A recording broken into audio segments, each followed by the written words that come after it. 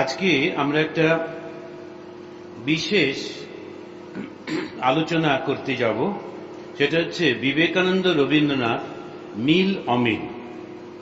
এরা দুজনেই আমাদের মহামানব এবং অতি বিরল এই জীবন। বিবেকানন্দের মাধ্যমে সমস্ত বিশ্ব তারা ভারত আত্মার সঙ্গে পরিচিত হতে পেরেছিল, আর রবীন্দ্রনাথের মাধ্যমে সমস্ত বিশ্ব বাংলার সুষমার সঙ্গে পরিচিত হয়েছে। রবীন্দ্রনাথ কবিত্বে, সাহিত্যে, নাটক, উপন্যাসে অদ্বিতীয়, আর বিবেকানন্দ বাক্য যুক্তির বিন্যাসে, প্রখর বাগ্মিতায়, আত্মপ্রত্যয়ে, অধ্যাত্ম উপলব্ধিতে অতুলনীয়। দুজনেই কবি ও সঙ্গীত প্রেমিক, দুজনেই সমাজ সংস্কারক, চিন্তানায়ক, দেশপ্রেমিক, মানব দরদী। রবীন্দ্রনাথকে সম্মান জানাতে তারই শব্দে বলতে হয়, ওই মহামানব আসে, দিকে দিকে রোমাঞ্চ লাগে, মর্ত ধুলির ঘাসে ঘাসে। বিবেকানন্দকে প্রণাম জানাতে মনে পড়ে তাঁরই গুরু ভাইয়ের অনবদ্য রচনা, নমশ্রী যতিরাজায় বিবেকানন্দ সুরয়ে সচ্চিৎ সুখ স্বরূপায় স্বামিনে তাপহারিণে। একটা খুব অদ্ভুত জিনিস আমরা লক্ষ্য করব, এই রবীন্দ্রনাথ এবং বিবেকানন্দের বংশ তারা প্রায় একই সঙ্গে একই জায়গায় আসছেন। রবীন্দ্রনাথের বংশের সত্যিকারের সূত্রপাত পশ্চিমবঙ্গের বর্ধমান থেকে, আর বিবেকানন্দের বংশের সূত্রপাতও পশ্চিমবঙ্গে বর্ধমান থেকে। যদিও ঠাকুর বংশের পারিবারিক প্রাচীন ইতিহাস থেকে জানা যায়, রাজা বল্লাল সেনের রাজত্বের সময় 1600 খ্রিস্টাব্দে কনৌজ থেকে যে 5 জন ব্রাহ্মণ বাংলায় গিয়েছিলেন, তাদের প্রধান ছিলেন ভট্টনারায়ণ। ইনি বংশের প্রথম পুরুষ। এরই 30তম পুরুষ হলেন প্রিন্স দ্বারকানাথ, আর রবীন্দ্রনাথ হলেন 32তম বংশধর। বর্ধমানের কুশ নামে একটি গ্রামে এদের বাস ছিল বলে এদেরকে কুশারী বলা হতো। এই কুশারীদের আদি যিনি জগন্নাথ কুশারীর দ্বিতীয় পুত্র পুরুষোত্তম থেকেই ঠাকুর এই উপাধি শুরু হয়। এই বংশের কেউ একজন মুসলমানদের সাথে খেয়েছিলেন বলে ব্রাহ্মণদের মধ্যে পতিত হন, তাই এদের বলা হতো পিরালি বা পতিত ব্রাহ্মণ। এরকম কাহিনী আছে যে ওদের বংশের কেউ একজন আর একজন হিন্দু ব্রাহ্মণ মুসলমান হয়েছে, সে একবার রোজার কোনো একটা দিনে বসে বসে লেবুর গন্ধ শুঁকছিল। তো মজা করে তিনি যেতে যেতে ওটা দেখে মজা করে ওকে বললেন যে ঘ্রাণেন অর্ধভোজনম, সুতরাং তোমার লেবুটা খাওয়া হয়ে গেছে, তো তুমি মুসলমানদের মধ্যেও পতিত হয়ে গেলে, কেননা তোমার রোজাটা ভঙ্গ হয়ে গেল। এতেও খুব রেগে গেল এবং কোনো একটা সময়ে ও চালাকি করে যখন কুশারীরা সব খেতে বসেছেন, তখন কিছু মুসলমানকে নিয়ে এসে ওদের চারপাশে বসিয়ে দিয়ে তাদেরকে হিন্দুদের নিষিদ্ধ খাদ্য ওদেরকে দিয়ে খেতে দেয় এবং বলে, সবাইকে ঘোষণা করে দেয় যে খায়নি বটে কিন্তু ঘ্রাণেন অর্ধভোজনম। সেদিন থেকে ওরা পতিত হয়ে যায়। রবীন্দ্রনাথের পূর্বপুরুষ মহেশ্বর কুশারী ও সুখদেব কুশারী বর্ধমান থেকে কলিকাতা গ্রামের দক্ষিণে গোবিন্দপুর গ্রামে এসে বসবাস শুরু করেন। বিবেকানন্দের পূর্বপুরুষও মোটামুটি সেই সময় বর্ধমান থেকে এসে ওই গোবিন্দপুর গ্রামে বসবাস শুরু করেন। মোগল আমলের বর্ধমানের কালনা মহাকুমায় দরিয়াটন বা ডেরেটোনাতে বিবেকানন্দের পূর্বপুরুষ বাস করতেন। রবীন্দ্রনাথের এক পূর্বপুরুষ পঞ্চানন কুশারী, তিনি ইংরেজদের জাহাজে মালপত্র উঠানো নামানো করতেন। এই ব্যবসার যে শ্রমিকরা যারা তাকে সাহায্য করত, তারা তাকে ঠাকুর মশাই বলে ডাকত। সাধারণত এই গরিব মানুষেরা কোনো শিক্ষিত মানুষকে ঠাকুর মশাই বলে, ওরা ঠাকুর মশাই বলে ডাকতেন। এইটাতেই ধীরে ধীরে যারা সাহেবরা, যারা জাহাজের কাজ করতেন, তারা একে টেগর বলতে লাগলেন, ঠাকুরকে অপভ্রংশ করে। ওদের কাগজে পত্রে TAGORE কিংবা TAGOURE লেখা শুরু হলো, এবং এরাও পরবর্তীকালে আর কুশারি না লিখে ঠাকুর এইটি লিখতে শুরু করলেন, ঠাকুর বংশ বলে পরিচিত হলেন। রবীন্দ্রনাথের এক পূর্বপুরুষ জয়রাম ঠাকুরের দ্বিতীয় পুত্র নীলমণি ঠাকুরের থেকেই জোড়াসাঁকোর ঠাকুর পরিবারের সূচনা। কলিকাতা গ্রামের পাশে গোবিন্দপুরের সেনা ছাউনি তৈরি হবে বলে ইংরেজরা সেখান থেকে সবাইকে সরে যেতে বলেন। নীলমণি ঠাকুর জোড়াসাঁকোতে বৈষ্ণব চরণ শেঠের থেকে পাওয়া ব্রহ্মত্ব হিসেবে পাওয়া 1 বিঘা জমির ওপর কাঁচা পাকা বাড়ি বানিয়ে 1784 খ্রিস্টাব্দ থেকে বিখ্যাত জোড়াসাঁকো ঠাকুর বাড়ির সূচনা করেন। আমি এদের বংশ পরিচয়টা বলছি, একটু জানার দরকারও, কেননা খুব অদ্ভুত ভাবে এ দুজনেরই কেমন ভাবে যেন একটা পাশাপাশি বয়ে চলেছে। ওই একই কারণে কলিকাতার পাশে গোবিন্দপুর থেকে বিবেকানন্দের পূর্বপুরুষ রামমোহন দত্ত, তিনি জোড়াসাঁকোর কাছে সিমলাপল্লীতে চলে আসেন। এরা এলেন জোড়াসাঁকোর পাশেই সিমলাপল্লীতে এসে সে বর্তমানে বিখ্যাত 3 নম্বর গৌরমোহন মুখার্জি স্ট্রিটে বিখ্যাত সেই বিশাল বাড়ি তৈরি করেন, সেখানে বসবাস শুরু করেন। নীলমণি ঠাকুরের পর ওই বংশের অভিভাবক হন রামলোচন ঠাকুর। এর সময়ে ঠাকুর বংশ প্রচুর ধনলাভ করে অত্যন্ত ধনী হন। রামলোচন ঠাকুরের কোনো পুত্র ছিল না বলে তিনি তার ভাই রামমণির পুত্র দ্বারকানাথকে দত্তক নেন। দ্বারকানাথ 1798 এর জন্ম এবং 1846 তার মৃত্যু। কিন্তু এই সময়ের মধ্যে তিনি বংশের ব্যবসাকে অত্যন্ত বাড়িয়ে ফেলেছিলেন। ইউনিয়ন ব্যাংক তৈরি করেছিলেন এবং একজন সাহেবের সঙ্গে মিলিত হয়ে কার ঠাকুর কোম্পানি নামে জাহাজের ব্যবসা করেছিলেন। ইংরেজি ও ফার্সি ভাষায় অত্যন্ত দক্ষ ছিলেন, আইনজ্ঞ হয়েছিলেন, এবং সেই হিসেবে ধার্মিক না হলেও তখনকার দিনের প্রচুর শিক্ষিত বাঙালিরা, হিন্দুরা খ্রিস্টান হয়ে যাচ্ছিল বলে তিনি রাজা রামমোহন রায়ের উদ্যোগকে টাকা পয়সা দিয়ে, অর্থ দিয়ে সাহায্য করতেন কনভার্সন বন্ধ করবার জন্য। প্রচন্ড বিলাসী জীবনযাপন করতেন, তাই সাহেবরা তাকে প্রিন্স দ্বারকানাথ বলতেন। শেষ জীবনে তিনি বহু টাকা ধার করেছিলেন। বিবেকানন্দের পূর্বপুরুষরাও ছিলেন মার্জিত, শিক্ষিত, সম্ভ্রান্ত। তার প্রপিতামহ রামমোহন দত্ত সুপ্রিম কোর্টে ফার্সি আইনজীবী ছিলেন। তার পিতামহ সন্ন্যাসী হয়ে গৃহত্যাগ করেন।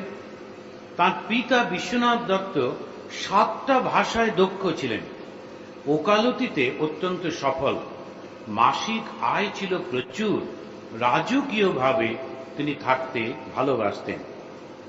রবীন্দ্রনাথের পিতা দেবেন্দ্রনাথ ঠাকুর 18 বছর বয়স থেকে 21 বছর বয়স পর্যন্ত বিলাসিতার জীবনযাপন করেন।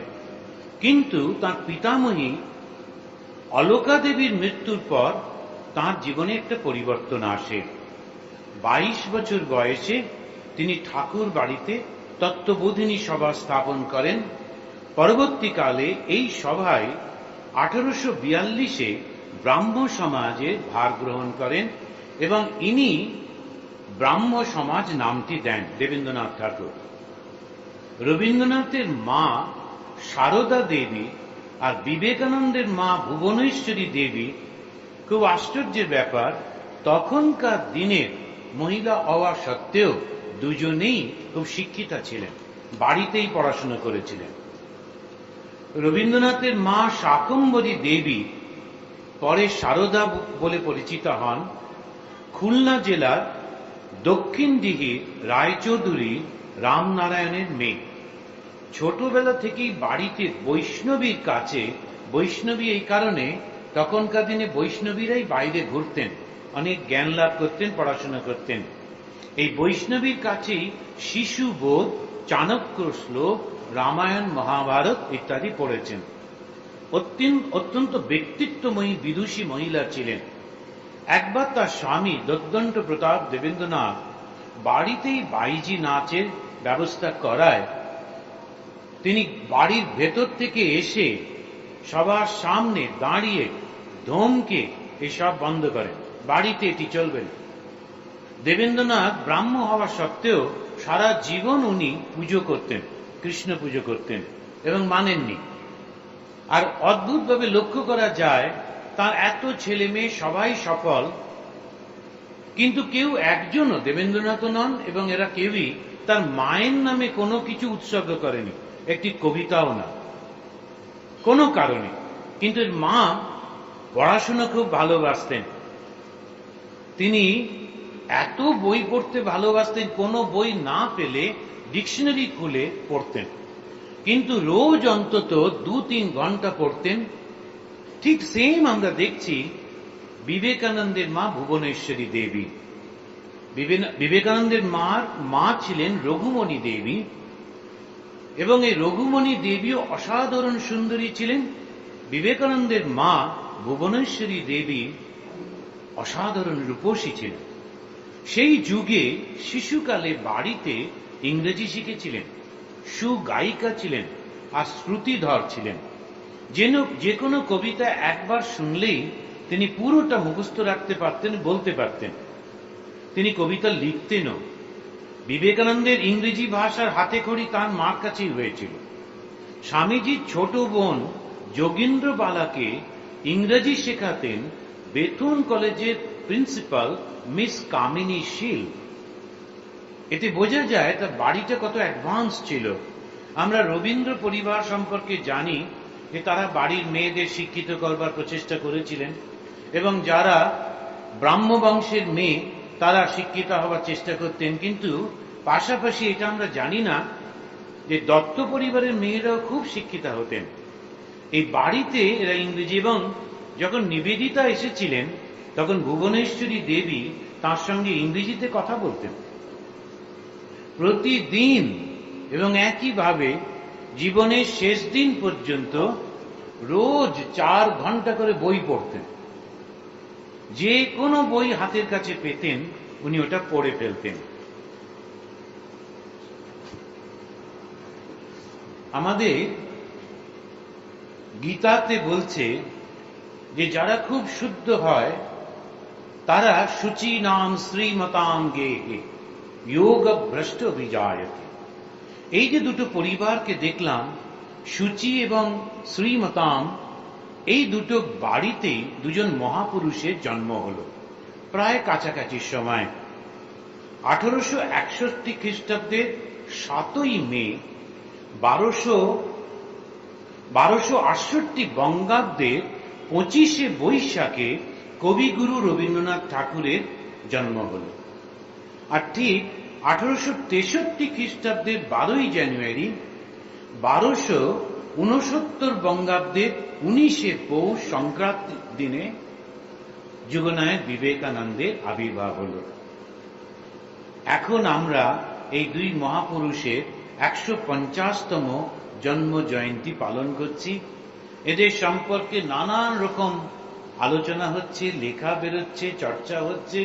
প্রায় সর্বত্র রবীন্দ্রনাথ বিবেকানন্দ নিয়ে এই চলছে, এবং ভারত সরকারও এটা খুব সুখবর, আনন্দের, যে তারা এই দুই মহাপুরুষকে জন্য সরকারি তরফ থেকে নানান রকমের ব্যবস্থা করেছেন।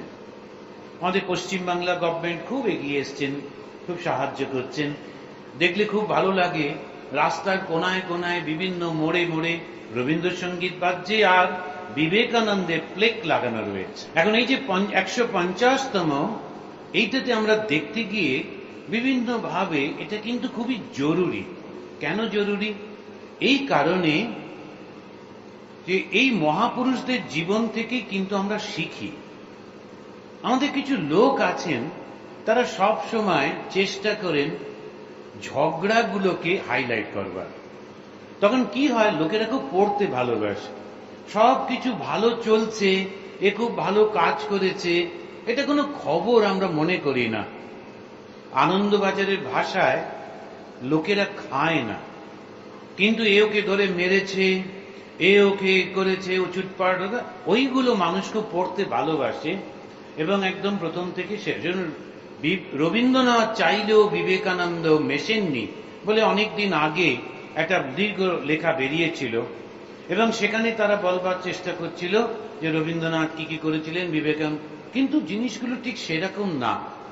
ব্যাপারটা হচ্ছে দুটো ব্যক্তিত্ব দুরকম, এবং এই ব্যক্তিত্বটা এরকম হয় যে দুটো সিংহ একসঙ্গে থাকে না, আলাদা থাকে। যত শৃগাল তারা একসঙ্গে থাকে, কেননা নিজের শক্তির উপর বিশ্বাস করে না, সেই জন্য জুটোবদ্ধ শৃগাল তারা একসঙ্গে থাকে, সিংহরা আলাদা থাকে, ওটাই তাদের বৈশিষ্ট্য। এখানে আমরা দেখলাম এই মহাপুরুষদের জীবনের মধ্যে দুজনেই বিশ্ব রহস্যের দ্রষ্টা। এই জগৎ কার সৃষ্টি, কে ঈশ্বর, কেমন করে সৃষ্টি করেছেন, সবাই দুজনেই নিজের নিজের ভাবে তারা চেষ্টা করেছেন, কিন্তু শিশুকাল থেকে এদের আলাদাভাবে গড়ে উঠেছিলেন বলে দেখা এবং ব্যক্ত করার ভাবটা আলাদা। রবীন্দ্রনাথ ভর্তি হয়েছিলেন ওরিয়েন্টাল সেমিনারিতে, পরে নর্মাল স্কুলে, কিন্তু স্কুলে রবীন্দ্রনাথের ভাষায় তার জীবন স্মৃতিতে তিনি লিখছেন, স্কুলের ঘরগুলো ছিল নির্মম, দেওয়ালগুলো পাহারাওয়ালাদের মতো, তাই স্কুলের সঙ্গে পালাইবার সম্পর্ক আর ঘুচিল না। তিনি কোনোদিন স্কুলে যেতে ভালোবাসতেন না, গেলেও পালিয়ে বেড়াতেন। কেন? ওই কবি মন, দেওয়ালগুলো তখন ভালো করে রং নেই, ইত্যাদি ইত্যাদি।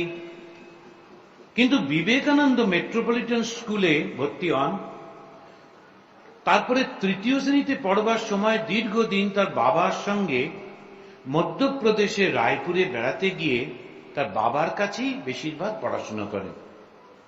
পরে ফিরে গিয়ে তিনি আবার ভর্তি হন, একটু সমস্যা হয়েছিল ভর্তি হতে। বিবেকানন্দেরও গৃহশিক্ষক ছিলেন, কিন্তু তিনি তবু অন্য ছেলেদের সঙ্গে স্কুল কলেজে পড়ে, খেলাধুলো করে, মেলামেশা করে বড় হয়েছেন। রবীন্দ্রনাথের পড়া, ড্রয়িং, জিমনাস্টিক, তিনি লিখছেন তার জীবন স্মৃতিতে, সব কিছু করেছেন, কিন্তু বাড়ির মধ্যে একা একা, অন্য সমবয়স্কদের সঙ্গে মেলামেশা করে গড়ে ওঠেননি। তার মনের গঠন তাই নির্জন, একলা, শান্তভাবে। আমি একটু কথা বলতে ভালোবাসি, আর আমাদের কয়েকটি বন্ধু ছিল, আমরাও খুব গল্প করতে ভালোবাসতাম। আমাদের যখন বেলুর মঠে ব্রহ্মচারী ট্রেনিং সেন্টার হয়, সারা দিন ওই পড়াশোনা চলে, নানান রকম সমস্ত। তারপরে রাত্রিরে খাবার পর একটু টাইম আমরা ফ্রি পাই, তা আমরা এসে 3-4 জন বন্ধু আমরা গল্প করতাম, আর গল্পের শেষ হতো না, নানান গল্প হচ্ছেই হচ্ছে। এবারে যখন ঘন্টা পড়ে যেত আমাদের একটা টাইমে, তারপরে ছুটে ছুটে ঘরে যেতাম। আমাদের যিনি আচার্য ছিলেন, তিনি খুব আমাদের সন্ন্যাসীদের মধ্যে খুব বিখ্যাত। এখন মায়ের বাড়ি বাগবাজারে তিনি অধ্যক্ষ। তা উনি খুব অবাক হয়ে রোজই আমাকে ডাকতেন, কারণ আমি অদ্বৈত আশ্রমে ছিলাম, উনিও অদ্বৈত আশ্রমে ছিলেন। ফলে আমাকে ডেকে বলতেন, আজকে কি টপিক আলোচনা করলে? আমি খুব অবাক হতাম, টপিক? এ তো গল্প হলো। না না, গল্প, কিন্তু একটা টপিক তো। আমি বললাম, পরে না পেরে বললাম, মহারাজ ছোটবেলায় আপনার বন্ধু ছিল? উনি বললেন, না, আমি ঘরের মধ্যে পড়াশোনা করতাম, এই বন্ধুদের সঙ্গে মিশিনি। আমি বললাম, তাহলে জিজ্ঞেস করবেন না আপনি আড্ডা কাকে বলে, ওটা বুঝতে পারবেন। এখন কেন ওই মহারাজকে আমি বলেছিলাম যে এটা একটা আড্ডা, এমন একটা জিনিস, কোনো বিষয় নেই কিন্তু চর্চা শেষই হচ্ছে না। কখনো খেলা এসে গেল তো কখনো রাজনীতি, কখনো সমাজনীতি, কখনো ধর্ম, কখনো গান, এই সব চলছে। মাঝে মাঝে আপনিও আসেন, আপনার ব্যাপারেও চর্চা হয়। তখন উনি বলেন আচ্ছা বেশ, কিন্তু ঘন্টা পড়ার পর আর করো না। আমি বলছি আচ্ছা ঠিক আছে। এখন এই যে অদ্ভুত আমাদের আলোচনাগুলো চলে, এটা বিবেকানন্দ ভীষণ ভালোবাসতেন। এত সুন্দরভাবে সবকিছু বলতে পারতেন আর সবাই মুগ্ধ হয়ে শুনতেন। রবীন্দ্রনাথের কিন্তু প্রকাশ ছিল কাগজে। ওনার সব কিছু, যা মনের মধ্যে যা কিছু, সব ওই সেজন্য অসংখ্য কবিতার অসংখ্য গান। এমন কোন বিষয় নেই যে বিষয়ে উনি লেখেননি। যেই মেঘ উঠল অমনি রবীন্দ্রনাথের গান গাওয়া যায়, আবার যেই প্রচন্ড রোদ্দুর উনি রবীন্দ্রনাথের গান আছে, বৃষ্টিতে রবীন্দ্রনাথের গান। সব কিছুতে এমন কোন বিষয় নেই যে রবীন্দ্রনাথের বিষয়টা নেই। ভীষণ সেন্সিটিভ ছিলেন কবি হিসেবে। একবার একদম শেষ বয়সের দিকে তার পুত্র রতীন্দ্রনাথ, তিনি বাবাকে দেখাশোনা করতেন, কোথাও এদিক ওদিক যেতে দিতেন না। তো উনি একটা ওই বারান্দাতে বসে পড়াশোনা করছেন। রতীন্দ্রনাথ দেখলেন যে বাবা বসে আছেন, ঠিক আছে, আবার চলে গেলেন ভেতরে। একটু পরে এসে দেখছেন বাবা নেই। খুব অবাক হয়ে কোথায় গেলেন খোঁজাখুঁজি করছেন। উনি দেখলেন একটা হলদে চাদর গায়ে দিয়ে বাবা এসে বসছেন। তো বলছেন কি ব্যাপার, তুমি কোথায় গেছলে? খুব লজ্জা লজ্জা করে বলছেন যে দক্ষিণা বাতাসটা যখন গায়ে এলো তখন আমার মনে হলো যে ওকে তো আমি ছাড়া আর কেউ স্বাগত করবে না, তাই এই হলদে চাদরটা গায়ে দিয়ে বসলাম। এখন এই হচ্ছে রবীন্দ্রনাথ, এত সেন্সিটিভ। বিবেকানন্দ একেবারে অন্য রকম। এই দুজনে বিচার করলে হবে। বিবেকানন্দ অল্প বয়সে কুস্তি, বক্সিং, লাঠি খেলা, ব্যায়াম এসব করে বেড়াতেন। তর্ক, হাসি মজার মধ্যে দিয়ে গড়ে ওঠা পুরুষালী। তাকে ঠাকুর বলছেন আমার বীর, আর ও নরেন হচ্ছে পুরুষের ভাব। বিবেকানন্দের একজন বন্ধু, তিনি কলেজে পরীক্ষার ফিটা দিতে পারছেন না, খুব গরিব বলে। তো বিবেকানন্দ গেলেন যথারীতি। গিয়ে অন্যরা তো এসব নিয়ে মাথা ঘামত, কিন্তু আমার বন্ধু গরিব, ও দিতে পারবে না, আপনি তো অনেককেই ছেড়ে দেন, কেন দেবেন না বলে সেই কলেজের যিনি তাকে বলছেন, উনি কিছুতে দেবেন না। আর এই বন্ধুটির পরীক্ষা দেওয়া হবে না। বিবেকানন্দ বললেন দাঁড়া তো, একটু দেখি ব্যাপারটা ভালো করে। একবারে লক্ষ্য করতে লাগলেন লোকটিকে। দেখলেন এই ভদ্রলোক যেই রাত্রির হয়ে যায়, অন্ধকার হয়, তখন চুপি চুপি একটা গলিতে যান, যেখানে গিয়ে সবাই নেশা করত, গুলি খেত। উনি গিয়ে বন্ধুদের নিয়ে ওখানে দাঁড়িয়ে থাকলেন। ভদ্রলোক এই নেশা করে গুলি টুলি খেয়ে যেই বেরিয়েছেন, বলে আগে তাহলে আপনার এখানে আসা যাওয়া আছে, ব্যাপারটা আমরা সবাইকে বলি। উনি বলেন না ভাই নরেন, কখনো এটা করো না। বলতে এটা যদি বন্ধ রাখতে হয় ওই বন্ধুটিকেও পরীক্ষায় বসে দিতে হবে। এখন একে আপনি কি বলবেন? এই যে একটা পুরুষালী ভাব, এই সব সময় একদম অল্প বয়সে একটা জাহাজ দেখতে গেছেন, আপনারা এই জীবনের পরিচয় সব জানেন, ছোট বাচ্চা, কিন্তু যখন ওই দারোয়ান ঢুকতে দিচ্ছে না, ও দেখলো যে সব লোকেরা দোতলায় যাচ্ছে, গিয়ে একটা চিঠি কাগজ থেকে চিরকুট সই করিয়ে নিয়ে এলে তারা জাহাজে ঢুকতে পারছে। ও বুঝলো উপরে কেউ আছে, দারোয়ানটার দরকার নেই। অমনি লুকিয়ে পেছন দিক দিয়ে কোনোভাবে উপরে গিয়ে পারমিশন নিয়ে দারোয়ানটার সামনে দিয়ে দিয়ে যাচ্ছে। এখন এই যে বয়সনেস, এই যে একটা ভাব, পুরুষালী ভাব, এটা বিবেকানন্দের বরাবর ছিল। আপনারা অনেকে হয়তো পড়েছেন। আর খুব মজা, আমাদের মেরি লুই বার্গ, পরবর্তীকালে তার নাম হয়েছিল গার্গি, তিনি একটা রিসার্চ করে বই লিখেছেন, অত্যন্ত সুন্দর। তো সেইখানে একটা ঘটনা বলছেন, একবার একটা জাহাজে করে স্বামীজিরা সব যাচ্ছেন আমেরিকায়। তো জাহাজের উপরে, স্টিমারের মতো বড় বড় করে লেখা রয়েছে নো স্মোকিং, স্মোকিং প্রহিবিটেড। যেই ওটা পড়লেন, এতক্ষণ ঠিকই ছিলেন, যেই পড়লেন অমনি মনে হলো না একটু এরকম মজা করতে হবে। উনি ওই লেখাটা ঠিক তলাতে একটা বেঞ্চে বসে একটা চুরুট ধরিয়ে টানছেন। যারা সঙ্গে ছিলেন খুব ভয় পেয়ে গেলেন, স্বামীজি এটা ভয়ঙ্কর পানিশমেন্ট হবে, করবে, এটা দেখতে খারাপ। উনি কিছু শুনছেন না, ইচ্ছা করে টানছে না, জোরে জোরে ধোঁয়া বের করছেন। যে ওখানে গার্ড দিচ্ছিল সে দেখতে পেয়ে দৌড়ে দৌড়ে আসছে, কিন্তু আসতে একটু সময় লাগে, কারণ জাহাজের মধ্যে আসা যাওয়া। যেই কাছাকাছি এসছে অমনি চুরুটটা জলে ফেলে দিয়ে বললেন, নো প্রুফ, তুমি আমাকে ধরতে পারবে না, আমার তো প্রুফ নেই। আর লোকটিও তখন হাসছে। এই যে ছেলে মানুষই, এই যে একটা ভাব, এটা বিবেকানন্দের মধ্যে বড় ছিল। আর একটা এইবারে অন্য একটা জিনিস আমরা আলোচনা করতে যাব, সেটি হচ্ছে একটা মানুষ যখন গড়ে ওঠে, সেই গড়ে ওঠা তার পেছনে অনেকগুলো প্রভাব থাকে। প্রথম হচ্ছে বাবা মা, পরিবার পরিজন, স্কুল, আত্মীয় স্বজন, এসব তো থাকেই থাকে, কিন্তু বড় একটা প্রভাব হচ্ছে তার ধর্ম, তার দর্শন। এইখানে আমরা দেখছি রবীন্দ্রনাথের বাড়ির প্রভাব ছিল ব্রাহ্ম ধর্মে। রবীন্দ্রনাথের ঈশ্বর ছিলেন নিরাকার। এখানে আমরা দেখব রবীন্দ্রনাথ বলছেন, আমি আর একটা বক্তৃতা করেছিলাম একটা জায়গায় রবীন্দ্রনাথের ঈশ্বর ভাবনা, সেই জন্য আর না খেটে ওগুলোই নিয়ে এসছি, ওখান থেকেই পড়ছি। রবীন্দ্রনাথের ঈশ্বর ছিলেন নিরাকার কিন্তু সগুণ, তিনি এক এবং অদ্বিতীয়। তিনি রবীন্দ্রনাথ লিখছেন, প্রাচীন ভারতের এক ধর্মতে তিনি একটাকে পছন্দ করছেন। প্রথম দিকে একদম দেখতে পাচ্ছি, এই জগৎ যাহা বিচিত্র, যাহা অগণ্য, যাহার প্রত্যেক কণা কণিকাটিও কম্পিত ঘূর্ণিত, তাহা কি ভয়ঙ্কর। হিন্দু ধর্মের যে বিভিন্ন রূপ, হিন্দু ধর্মের যে অনেক দেবদেবী, ওটা রবীন্দ্রনাথের পছন্দ হচ্ছে না। তা সেটাকেই তিনি এই ভাষাতে ব্যক্ত করে বলছেন, এটা এই যে এত রূপ, এটা কত ভয়ঙ্কর।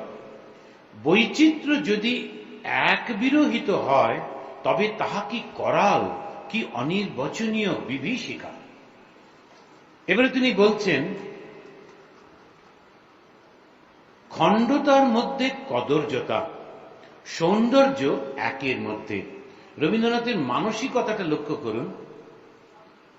আমাদের হিন্দু ধর্মের যে বিভিন্ন দেবদেবী, সেটা পছন্দ না হয়ে তিনি বলছেন, খণ্ডতার মধ্যে কদর্যতা, সৌন্দর্য একের মধ্যে, খণ্ডতার মধ্যে প্রয়াস, শান্তি একের মধ্যে। বলেন, ওই যাদের বাড়িতে পুজো করি না দাদা, ওরা খুব অল্প অল্প সব দেয়, একটুকু চাল, একটা এমন আর এমন সিধে সব এসব দেয় পুজোতে, একটা বাড়িতে পোষায় না। আর দ্বিতীয়, যে কাপড় হিসেবে এক টুকরো গামছা দেয়। সেই জন্য আমি কি করি, আপনাকেই বলছি, কাউকে বলবেন না, আমি প্রাণ প্রতিষ্ঠাই করি না, করে আমি এমনি পুজো করি। মা কালী তো আর প্রাণই নেই, উনি আমাকে মারবেন কি করে। তো যাই হোক, তো আমরা প্রাণ প্রতিষ্ঠা করি। রবীন্দ্রনাথ খুব রেগে গিয়ে বলছেন, নিজ মন্ত্র স্বরে তোমারই প্রাণ দিতে যারা স্পর্ধা করে, কে তাদের দিবে প্রাণ, তোমাকেও যারা ভাগ করে, কে তাদের দিবে ঐক্য ধারা। রবীন্দ্রনাথের মনে হয়েছিল বিভিন্ন মূর্তিতে ঈশ্বরের পূজা ভারতবর্ষকে খণ্ড খণ্ড করে ভেঙে দেবে। তার ভয় প্রকাশ পায় তার আর একটা কবিতায়, তবু আদর্শ মহান, আপনার পরিমাণে করি খান খান, রেখেছে ধুলিতে, যে এক তরণী লক্ষ লোকের নির্ভর, খণ্ড খণ্ড করি তারে তরিবে সাগর। রবীন্দ্রনাথ বলছেন, পরবর্তীকালে আমরা দেখব এই রবীন্দ্রনাথের পরিবর্তনগুলো। আমরা এখন দেখছি যে বিবেকানন্দ, তিনিও কিন্তু তখনকার দিনের সমস্ত শিক্ষিত মানুষের মতো ব্রাহ্ম ধর্মে আকৃষ্ট হয়েছিলেন। কেশবচন্দ্র সেনের বক্তৃতা, এত দুর্দান্ত বক্তৃতা দিতেন, তখন বলা হতো, when Keshab speaks the world listen. পরবর্তীকালে যখন শ্রীরামকৃষ্ণের কাছে কেশব এলেন, তখন বলা হতে লাগলো, when Sri Ramakrishna speaks Keshab listens. এখন এই যে পরিবর্তনটা হলো কি করে, এই বিবেকানন্দ আকৃষ্ট হয়ে তিনি কিন্তু শ্রীরামকৃষ্ণের সংস্পর্শে আসার পর পরিবর্তিত হতে লাগলেন। তিনি কিছুতেই মা কালীকে মানতেন না। ঠাকুরের আরেকজন শিষ্য, ভেতরে ভেতরে ভক্তি ভাব আছে, তা লুকিয়ে লুকিয়ে গিয়ে প্রণাম করছিলেন রাজা মহারাজ। খুব ওর বন্ধু খুব বকুনি দিতে লাগলেন, ঠাকুর বলছেন, আরে বকছিস কেন, ওর একটা ভাব আছে। এইরকম যে আমরা দেখছি পরবর্তীকালে এই বিবেকানন্দকে এমন একটা পাকি চক্রে ফেললেন শ্রীরামকৃষ্ণ, তখনকার দিনে গ্র্যাজুয়েট চাকরি পাচ্ছেন না। একটা কাহিনী আছে, সত্য নয়, এগুলো সব কাহিনী, এমনি গল্প, যে একটি ছেলে, সে খুব লেখাপড়া শিখে এসেছে ইংরেজিতে, কিন্তু চাকরি পাচ্ছে না। তখন ওর বাবা বললেন, তুই তো অনেক চেষ্টা করলি, চল আমার সাহেবের কাছে চল। তো সাহেবের কাছে নিয়ে গিয়ে বলছে, স্যার মাই সান সার্ভিস, না স্যার আই সান সার্ভিস, আইসান। ছেলেটা খুব লজ্জা হলো, বারবার আইসান আইসান করছেন। তখন ওই সাহেব বললেন, আচ্ছা কালকে থেকে জয়েন কর। তো বেরিয়ে এসে ওই ছেলেটা বলছে বাবাকে, আইসান আইসান বলছিলে কেন, এটা মাইসান। বলে, মাইসান মাইসান করে তো তুই চাকরি পেলি না, আইসানে তো হয়ে গেল, চাকরিটা হওয়া নিয়ে কথা। এখন এই যে আমরা দেখছি, সেই যুগে, যে যুগে আইসান বললেও চাকরি হতো, সেখানে বিবেকানন্দ চাকরি পাচ্ছেন না, গ্র্যাজুয়েট। তখন এই যে ভাবটা আমরা দেখছি, শ্রীরামকৃষ্ণকে নিয়ে এসেছেন একটা কায়দা করে, তার কাছে আসতে বাধ্য হয়েছেন নরেন্দ্রনাথ। ভীষণ একেবারে তার ওই ভাবটা, যখন ঠাকুর বলতেন অন্যদের, ওকে একটা চাকরি দাও না, উনি রেগে যেতেন, মশাই আমাকে কেন আপনি এরকম লোকের কাছে বলবেন। ঠাকুরের কাছে এসে লাস্টে না পেরে বলছেন, আপনার কথা তো আপনার মা শোনে, একটু আপনার মাকে বলে দিন না। মা কালীটালি বলছেন না, ঠাকুরও ছাড়বেন না। ঠাকুর বলছেন, তুই মাকে মানিস না বলেই তত কষ্ট, তুই গিয়ে মাকে বল। তারপরে সেই অনবদ্য কাহিনী আপনারা জানেন, একবার না তিনবার গেলেন। এই গিয়ে তার বিশ্বাস হচ্ছে মা কালীকে মানছেন। যখন ঠাকুর বলছেন, আমি দেখলুম এই কোষাকুষি, এই চৌকাঠ, এই বেড়ালটা, এই রতির মা, সমস্ত কিছু চৈতন্যে জোরে রয়েছে, নরেন্দ্রনাথ আর থাকতে পারছেন না। তার ফেরেন্ড ওই ঠাকুরের ঘরের বাইরে বসে থাকতেন, ঠাকুরেরই দুঃসম্পের ভাই, তার কাছে এসে বসে হাসাহাসি করছেন আর তামাক খাচ্ছেন। বলছেন, ঘটিটা বাটিটাও নাকি ভগবান ঈশ্বর। ঠাকুর এসে ছুঁয়ে দিলেন। 3 দিন 3 রাত ধরে ওই চৈতন্য হলো, তার বিশ্বাস হলো। এই সমস্ত কিছু পরিবর্তিত হয়ে যাচ্ছে শ্রীরামকৃষ্ণের সংস্পর্শে এসে, অনুভূতির মাধ্যমে, জ্ঞানের মাধ্যমে তিনি পরিবর্তিত হচ্ছেন। এই বিবেকানন্দ রবীন্দ্রনাথের জীবনদর্শ পাল্টে যাচ্ছে, তার কারণ শ্রীরামকৃষ্ণ। রূপ অরূপ প্রবন্ধে রবীন্দ্রনাথ শ্রীরামকৃষ্ণকে কটাক্ষ করেছিলেন। এবারে যখন 1893-তে বিশ্ববিখ্যাত হলেন বিবেকানন্দ, তার বাণী যখন ভারত আত্মাকে জাগ্রত করল, যখন তিনি বললেন যে আগামী 50 বছর, ঠিক 1897-এ বলেছিলেন যে আগামী 50 বছর পরে এই ভারতবর্ষ স্বাধীন হবে, ঠিক 50 বছর পরে দেশ স্বাধীন হলো। আমাদের একটা অদ্ভুত জিনিস আমার মনে হয়েছে, পরবর্তীকালে দেখলাম একটা বইতে, স্বামী রঙ্গনাথানন্দজিও এটা সাপোর্ট করেছেন। তিনি বলছেন, ফিলোসফি অফ সার্ভিস বইতে তিনি বলছেন যে আমরা বছরের পর বছর ধরে, সহস্র বছর ধরে প্রজা ছিলাম, সাবজেক্ট, আমরা নাগরিক ছিলাম না, আমরা সিটিজেন ছিলাম না। সেই কোন একজন মুনি, বিশ্বামিত্র বোধহয়, তিনি যজ্ঞ করবেন এবং সেখানে কয়েকজন লোক এসে বারবার তার যজ্ঞের আগুনটা নিভিয়ে দিচ্ছে। তিনি গিয়ে রামচন্দ্রের বাবাকে বলছেন, তোমার ছেলে দুটোকে দাও না, একটা 14-15 বছর আর একটা তার থেকে ছোট, রাম লক্ষণ, তীর ধনুক নিয়ে চলল, তারা ওই তার মুনিকে সাহায্য করবেন। কেন আমরা মুনিরা নিজেরা মিলে সেই লোকগুলোর সঙ্গে লড়াই করলেন না? পারতেন ওরা যথেষ্ট, কিন্তু রাজা করে দেবে। এই যে প্রজা সবসময় রাজ নির্ভর। একেবারে শেষ দিকে দেখুন, 1700 যখন ব্রিটিশরা যাচ্ছে আমাদের সিরাজউদ্দৌলার সঙ্গে লড়াই করতে, কলকাতা থেকে 300 কিলোমিটার পথ পেরিয়ে তারা যখন মুর্শিদাবাদে যাচ্ছেন, কত লোক ছিলেন রাস্তার দুপাশে, একজন একটা ইঁট ছুঁড়েও কিন্তু প্রতিবাদ করছেন না। কেন? এতে কি হয়েছে? রাজায় রাজায় যুদ্ধ, আমি কি করব? এই প্রজা মানসিকতা। যখন সিরাজউদ্দৌলা কলকাতা সিজ করলেন, ঘিরে ফেললেন, তখন লর্ড ক্লাইভকে একটা গুড়ের জারের মধ্যে রেখে রক্ষা করেছিলেন একজন। তিনি পরে বড় জমিদার হলেন। লর্ড ক্লাইভ তাকে জমিদারি দিলেন। এখন শুনে মনে হয় দেশদ্রোহী, কিন্তু না, উনি ধর্ম পালন করেছিলেন। একজন আর্ত, সে প্রাণ বাঁচাতে আসছে, তাকে রক্ষা করা তো ধর্ম। আমাদের দেশাত্ম বোধ ছিল না, দেশ বলে ছিল না। বিবেকানন্দ যখন ডাক দিলেন যে 50 বছর পর ভারত স্বাধীন হবে, এখন সমস্ত দেবদেবী ঘুমাইতেছে, তোমরা মনে রেখো সকলে দেশের জন্য বলি প্রদত্ত।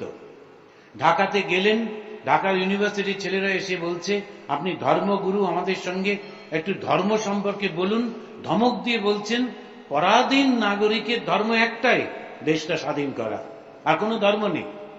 ভেবে দেখুন কিরকম সন্ন্যাসী। তিনি ধর্ম করতে বারণ করছেন, দেশ স্বাধীন করো, দেশ স্বাধীন করো। ভারতবর্ষের মধ্যে একটি ইলেকট্রিফিকেশন হলো। কোটি কোটি মানুষ, সাধারণ মানুষ, মাথাগুলো ঝুঁকে থাকা মানুষ, যারা একটা লাল পাগড়ি দেখলে পালাতো গ্রাম ছেড়ে, সেই মানুষগুলো ইতিহাসের বিখ্যাত বীরেদের ইতিহাসে নিজেদের নাম লিখে নিল। কবিরা লিখতে লাগলেন, কার আগে প্রাণ কে করিবে দান, তারই লাগে কাড়াকাড়ি। বিশাল একটা ওয়েভ উঠল, এত বড় ঢেউ উঠল যা আগে কখনো হয়নি। ঝান্সি রানী লক্ষ্মীবাই, তাঁতিয়া টোপি, তারা লড়াই করেছিলেন নিজেদের জন্য, ভারতবর্ষের জন্য না। আমরা যে যখন বলি যে প্রথম স্বাধীনতা সংগ্রাম সিপাহী মিউটিনি, কিন্তু তারা নিজেদের জন্য করেছিল, পুরো ভারতবর্ষের জন্য না। ভারতবর্ষ সম্পর্কে ওই ধরনের আমাদের ধারণাই ছিল না। একা বিবেকানন্দ করলেন, রবীন্দ্রনাথ পাল্টে গেলেন। তার মনের মধ্যে অদ্ভুত অদ্ভুত পরিবর্তন দেখতে পাচ্ছি। আগে যার কাছে ধর্ম ছিল নীল আকাশের বৃষ্টি আর মাটির ঝর্ণার মেশামেশি, এই রবীন্দ্রনাথ লিখছেন, ওরে তোরা ওঠ আজি, আগুন লেগেছে কোথা, কার শঙ্খ উঠিয়াছে বাজি, জাগাতে জগৎ জনে। বিবেকানন্দের নাম নিলেন না, যে কোনো কারণেই হোক, কিন্তু একেবারে স্পষ্ট, ভেঙেছ দুয়ার, এসেছ জ্যোতির্ময়, তোমারই হোক জয়। পরবর্তীকালে আর থাকতে পারছেন না। তখন যে রবীন্দ্রনাথ 1926-এ সিটি কলেজে রামমোহন হোস্টেলে সরস্বতী পুজো করার জন্য আক্রমণাত্মক প্রবন্ধ লিখেছিলেন, তিনি আবার সোনার তরীতে লিখলেন সরস্বতী বন্দনা। তিনি লিখলেন, তুমি মানবের মাঝে খানে আসি, দাঁড়াও মধুর মূরতি বিকাশী, কুন্দ বরণ সুন্দর হাসি, বিনা হাতে বিনা পানি। দেখুন পরিবর্তন রবীন্দ্রনাথের। এবং পরবর্তীকালে রবীন্দ্রনাথ বলছেন, লিখেছেন স্পষ্ট তাঁর জীবন স্মৃতিতে, আমাদের পরিবারের যে ধর্ম সাধনা ছিল, আমার সঙ্গে তার কোনো সংস্রব ছিল না, আমি তাহাকে গ্রহণ করি না। ব্রাহ্ম ধর্ম সম্পর্কে ঠিকভাবে তিনি পরিপূর্ণ গ্রহণ করতে পারছেন না। বিবেকানন্দের জীবনে ধর্ম ছিল একটা অন্বেষণ, একটা জিজ্ঞাসা, একটা প্রশ্ন, যা শ্রীরামকৃষ্ণের চরণে এসে সমস্ত উত্তর পেয়ে গেলেন। জীবনে ধর্ম আর অপূর্ণ থাকলো না। কিন্তু রবীন্দ্রনাথের মধ্যে এটা আমরা দেখতে পাচ্ছি যে রবীন্দ্রনাথ শ্রীরামকৃষ্ণকে কটাক্ষ করেছিলেন। পরবর্তীকালে ওই রবীন্দ্রনাথ দেখছি তার নাটকে, উপন্যাসে মালঞ্চ বলে যে নাটকে, সেখানে তার নায়িকা নীরজা শ্রীরামকৃষ্ণের ভক্ত, পরিষ্কার তিনি লিখছেন। এবং শুধু তা না, যখন নাটক হচ্ছে, রবীন্দ্রনাথ নিজে সাজিয়েছেন সেই নাটকের যে সিনটা হয়, নীরজার ঘরে শ্রীরামকৃষ্ণের ছবি। পরবর্তীকালে রবীন্দ্রনাথ লিখছেন শ্রীরামকৃষ্ণ সম্পর্কে, বহু সাধকের বহু সাধনার দ্বারা ধ্যানে তোমার মিলিত হয়েছে তারা, তোমার জীবনে অসীমের লীলাপথে নতুন তীর্থ রূপ নিল এ জগতে, দেশ বিদেশের প্রণাম আনিল টানি, সেথায় আমার প্রণতি দিলাম আমি। এটা অসাধারণ একটি প্রণাম করছেন তিনি। আমরা বিবেকানন্দকে দেখছি বলতে গিয়ে বলছেন শ্রীরামকৃষ্ণ সম্পর্কে যে ভারতবর্ষের সহস্র সহস্র বছর ধরে যে আধ্যাত্মিকতা, তার মূর্তি হচ্ছেন শ্রীরামকৃষ্ণ। সমস্ত রূপ ধারণ করেছেন সব ধর্মের। আর এখানে রবীন্দ্রনাথ বলছেন বহু সাধকের বহু সাধনার দ্বারা ধ্যানে তোমার মিলিত হয়েছে তারা। যখন আমরা বিবেকানন্দ রবীন্দ্রনাথকে নিয়ে আলোচনা করছি তখন একটা জিনিস মনে রাখতে হবে, বিবেকানন্দ ছিলেন বেদান্তবাদী সন্ন্যাসী, আর রবীন্দ্রনাথ ছিলেন প্রেমিক, কবি, স্নেহশীল সংসারী। তাদের জীবনে চলার পথ আলাদা, মনের ভাব ব্যক্ত করা ভাষা আলাদা, তবু তাদের কর্ম, তাদের লক্ষ্য কি অপূর্ব মিল ছিল। এটি বলেই আমি শেষ করব। সন্ন্যাসী বিবেকানন্দ বলতে দ্বিধা করছেন না, একটু আগে যেটি বললেন, অন্য সব দেবদেবী ঘুমাইতেছেন, একমাত্র জাগ্রতা দেবী তোমাদের দেশমাতৃকা। তখন এই যে রবীন্দ্রনাথ, তিনিও কিরকম দেশপ্রেমিক, দেশবাসীর উপর অত্যাচার দেখে নির্দ্বিধায় নাইট উপাধি ফিরিয়ে দিচ্ছেন। সবাইকে, বিশেষ করে যুবকদের উৎসাহিত করতে গিয়ে বলছেন, বিবেকানন্দ কয়েকটি কথা বলেছেন, আমি এক্সাক্ট কোটেশনটা আনতে পারিনি।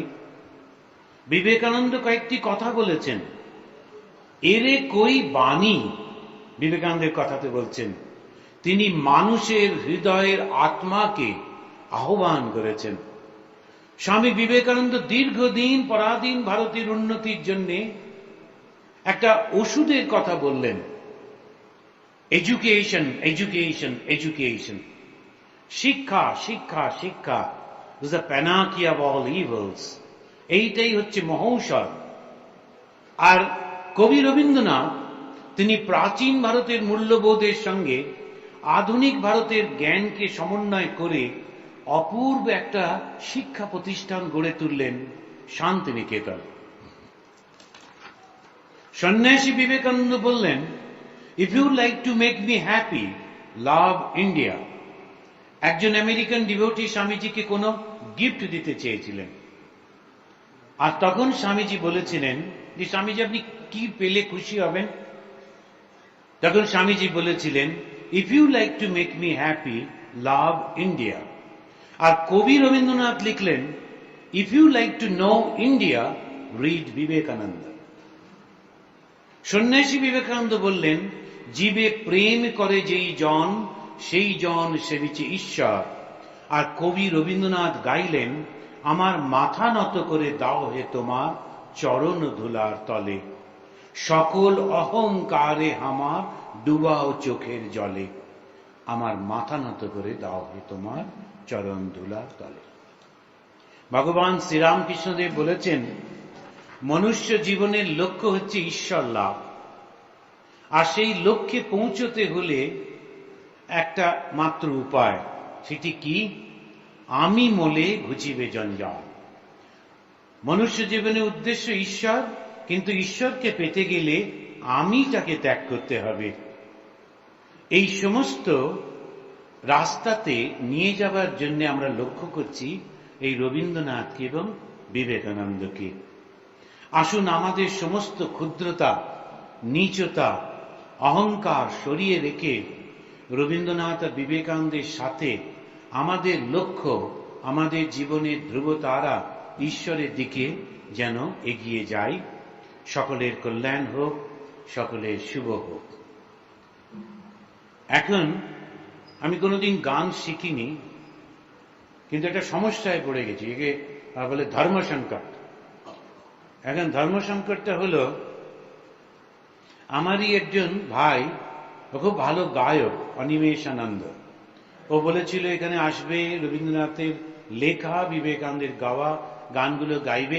অসংখ্য রেফারেন্স দেওয়া যায় বিবেকানন্দ রবীন্দ্রনাথের, সময় কম, আমি এইটুকুর মধ্যে দিয়ে শেষ করছি। কিন্তু এখন কথা হলো একটু গান না করলে এরা ছাড়বে না। কেন ওইখানে লেখা হয়ে গিয়েছে। আমি কোনোদিন ছোটবেলা থেকে গান শিখিনি, কি জানি কেন, খুব ছোটবেলা থেকে বোকা ছিলাম তো, এখনো আছি। এখন সেই জন্য আমার মনে হয়েছিল গানটা মেয়েদের, ওই হারমোনিয়াম নিয়ে বসে গান শিখবো না। আমি ওই বন্দুক চালনা, লাঠি সাঁতার কাটা এই সব শিখতে গিয়ে গানটা শিখি। কিন্তু কোনো কারণে গানটা বোধহয় গলায় সুরেতে এসে যায়। একটু চেষ্টা করব গাইতে, ভুল হতে পারে। আপনারাও আমার সঙ্গে সবাই মিলে করুন একসঙ্গে।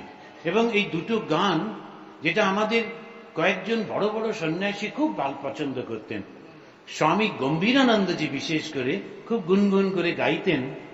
তোমারও অসীমে প্রাণ মন লয়ে, এই গানটি করতেন। এই লবিনু সঙ্গ তব, এটাও করতেন। তো গান দুটোর মধ্যে দিয়ে আমরা লক্ষ্য করব রবীন্দ্রনাথের কিরম অনুভূতি। যে রবীন্দ্রনাথকে অল্প বয়সে আমরা একরকম দেখছি, পরবর্তী জীবনে সেই রবীন্দ্রনাথের অনুভূতিটা আমরা গানের মধ্যে দিয়ে দেখব। এবং ওইটাই বিবেকানন্দ বলছেন, রিলিজিয়ন ইজ রিয়ালাইজেশন। যতক্ষণ না ঈশ্বর লাভ করছো তুমি ধর্ম পথের প্রতীক মাত্র, ধার্মিক নয়। আমরা সেই গান দুটি করব।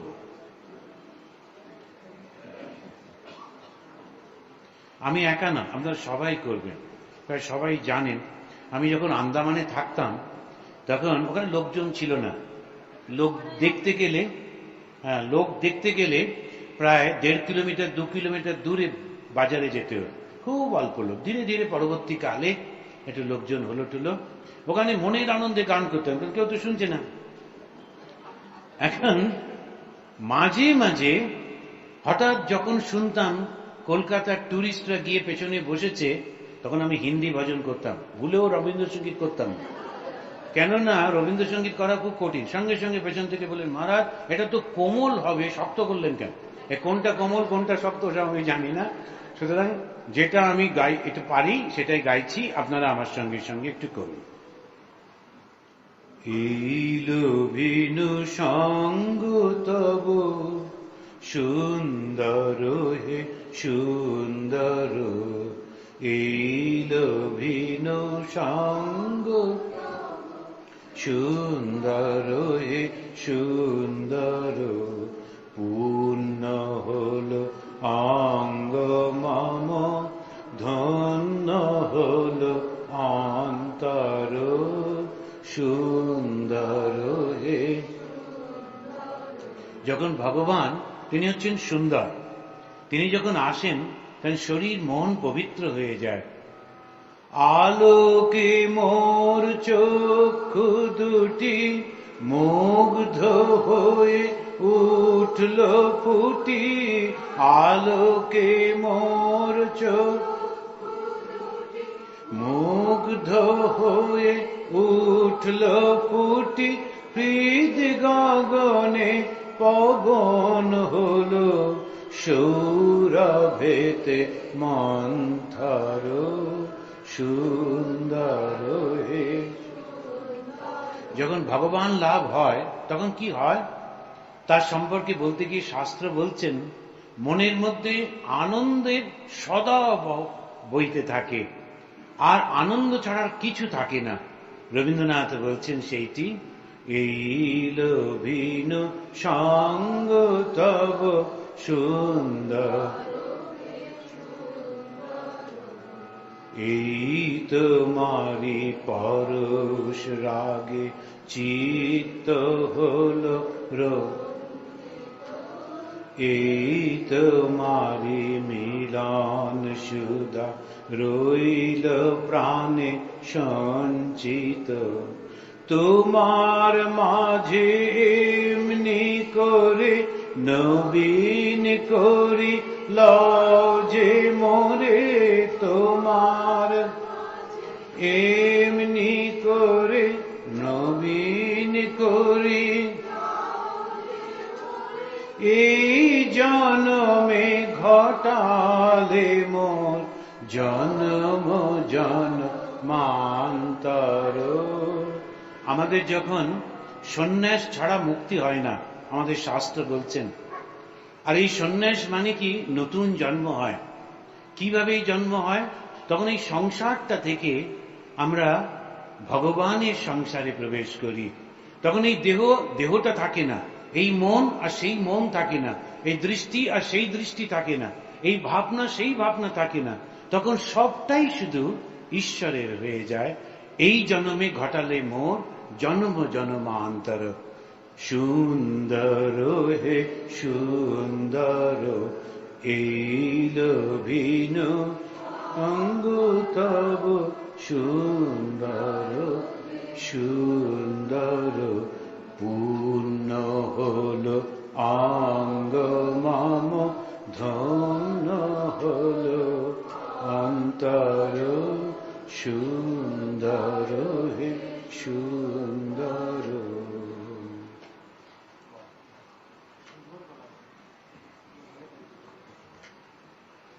একটা পাড়ার একটা ছেলে গান শিখত, তো সেই পাড়ায় অনেক বড় বড় গায়করা সব আসছে। ওর বাবা বড় লোক, এই ছেলেটার বাবা।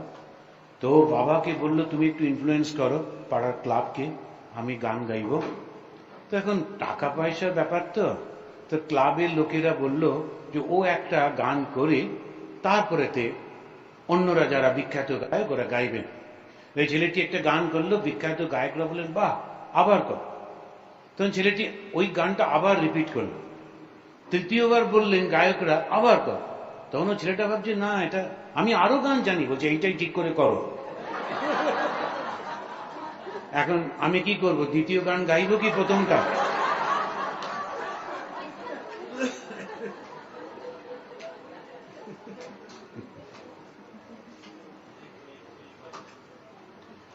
তোমার অসীমে প্রাণ মন লয়ে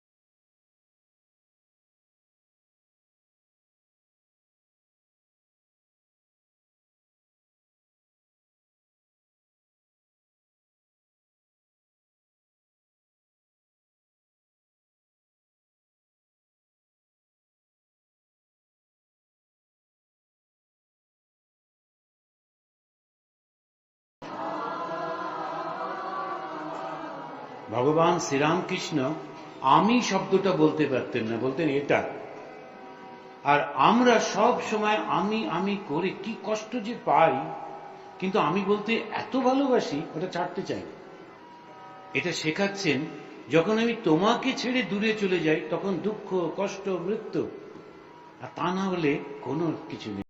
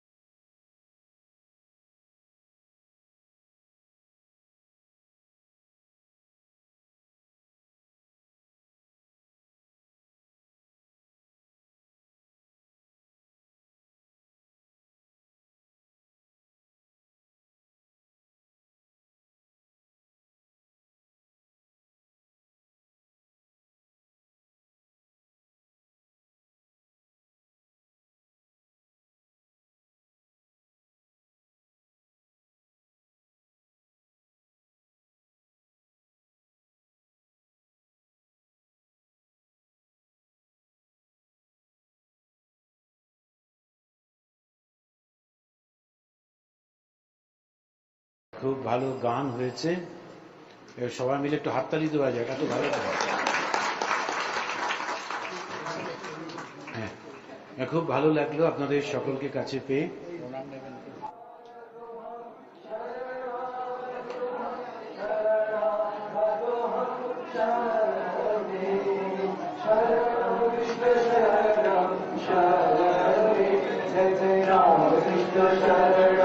Ram Krishna Sharanam, Ram Krishna Sharanam, Sharani.